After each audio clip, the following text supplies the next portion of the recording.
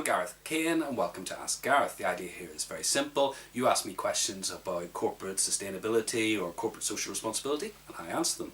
Except this time we're going to have a slight variation to that rule because I've been asked by a lot of people what are the changes to the ISO 14001 environmental management system, and I don't know the answer, but I know a man who does. So I'd like to introduce our very first special guest on Ask Gareth, Marek Bidwell. And Marek is the owner of Bidwell Management Services, and he's been keeping a very close eye on how these changes are coming through. So welcome to Ask Gareth, Marek. Hello Gareth, thanks for inviting me. Okay. So any change to ISO 14001 is going to affect an awful lot of businesses, isn't it? Yeah, it's a big deal in the environmental management world. I think about 250,000 organisations have ISO 14001, and so now is the time that they're actively thinking about what the changes are and what the implications will be for their organisations. And what time frame do they have to make those changes? When will they get the certificate ripped off the wall if they haven't complied with the new standard? Okay, so we've just got to the stage where the ISO's just issued the draft version of the standard. They may issue a final draft early next year, or they may go straight to the final version, and it's expected now that will be around Q3, Q4 2015. After that, however, organisations will have their usual 3-year recertification period to make the changes if they desire. So we like to do things in threes and Ask Gareth. So in terms of the changes to the actual clauses themselves, which three would you say are the most significant? Okay, well, controversially, I'd start by saying that the changes to the structure of the clauses is not the most important change. That's just like shuffling the deck of cards. I think there are 3 fundamental changes. The first one is considering the value chain, everything from upstream, design of your products, and downstream. Secondly, considering risks and opportunities, environmental risks and opportunities to your organisation. And thirdly, increased requirements for top managers and leaders. Right. If we go through each of those in turn, this focus on the whole value chain, the whole life cycle, is that radically different from what's in the current version of the standard? Well, at the moment there is a requirement to identify the environmental aspects associated with your activities, products and services. The word products and services are there, but that's as far as it goes. The draft standard has a requirement to consider the life cycle implications when identifying environmental aspects. So from cradle to grave? Yeah. From cradle to grave. Although the guidance also says you don't have to perform a full life cycle assessment. Yeah. So the jury's still out slightly on how far up and down the life cycle organisations may go. There's a requirement to consider the design, the environmental issues associated with the design of your products and services. And that is brand new. So for example, if you're an architect considering the design of buildings that you're designing, and then finally there's a requirement to communicate relevant requirements to suppliers and contractors. Right, yes. So if you, for example, make a product with hazardous materials in, perhaps communicating how to get rid of those at the end of the life, or a more energy efficient product, communicating the benefits of that product. Right, good. And then you mentioned environmental risks and opportunities. I was quite intrigued by the opportunities part of that. What does that actually mean? Okay. Well, I think there's the perception that ISO 14001 is quite an operationally minded environmental management system. And this word opportunities, it's really, I suppose, encouraging directors to realise that environmental management isn't all about operations. It can be, if you want it to be, about business strategy. Many of the things that you've eloquently talked about over the years. And so this could be developing new products and services that are better placed to succeed in a changing, resource limited world. Or it could be completely unrelated things, like if you're a farmer, perhaps your crops will actually grow faster in certain regions because it's warmer. Yeah.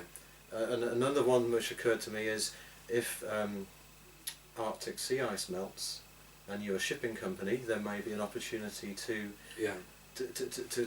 take a shortcut from Europe yes. to Russia.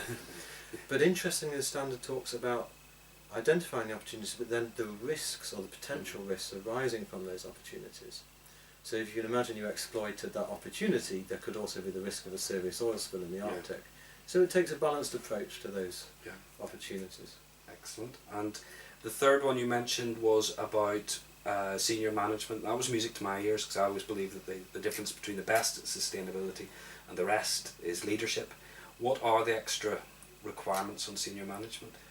There's actually 9 specific requirements for senior probably management. Don't have time to go through all those now, but what's the flavour of it all? I think everything from senior managers integrating the environmental management system with their other business processes, through to being responsible for continual environmental improvement. But I think the most important one is creating a link between the strategy of the organisation and the environmental policy. There's no point having an organisation that's strategy is diametrically opposed to its environmental objectives. For me, this could mean many things, but for example, if you are making a significant change to your product portfolio or acquisitions or mergers, you actually consider the environmental implications at the very beginning of the process when you consider the other big business risks, rather than making your business decisions and then farming out the environmental problems or issues that arise to the environmental manager afterwards. So a good example would be, architects always tell me it's much easier to integrate environmental requirements into a new building at the very beginning of the process with the client and the building users involved, rather than retrofitting them at the end and adding sort of green bling on. It's more expensive and it normally doesn't work. So consider environmental requirements right at the beginning of your business process, and hopefully you'll get a win-win situation for the business and the environment. Just think about what you've told me there in those 3 areas. It does sound like ISO 14001 is expanding massively out from being sort of quite a narrow within the factory fence, compliance-based, incremental improvements, to something more exciting. How far in practice do you think this is going to take companies towards sustainability? Well, I'm not claiming that the new standard would change everybody into an interface or a Unilever overnight, but it's probably worth remembering that organisations such as Unilever did start with ISO 14001 many years ago, and their thinking has gradually evolved and developed over the years. So I would like to hope that a similar thought process would occur in other organisations out there, perhaps being slightly driven by the changes in the certification bodies, but also directors seeing and reading about the changing environment that they're operating in.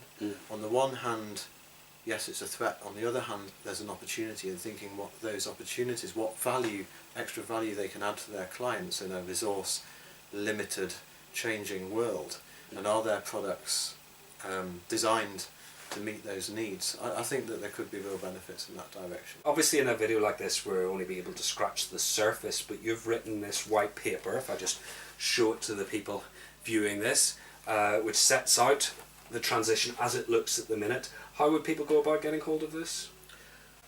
You can download a copy, PDF from our website.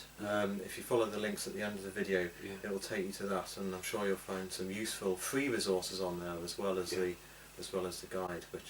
Excellent. And what happens if things change between now and when the final standard comes out? Well, everybody that purchases a copy of the guide for £10 automatically will receive a complimentary copy of an updated version within 12 weeks of the final version coming out. Right, excellent. So there's no risk that things will change radically. Things don't tend to change radically in this field in that time anyway. Okay. Well, thank you very much, Marek, for that. I think that was very interesting. I hope the people watching found that very interesting and informative, and this really sort of gets you started into the mindset of the new standard as it emerges.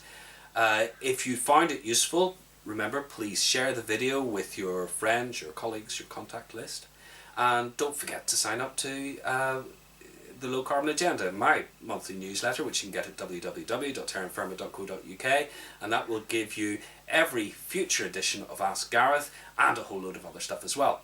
And remember, whether you're just making incremental improvements to the environmental performance of your organisation or facilitating massive step changes, it all counts. You're making the world a better place and you should be proud of that. Till next time, goodbye.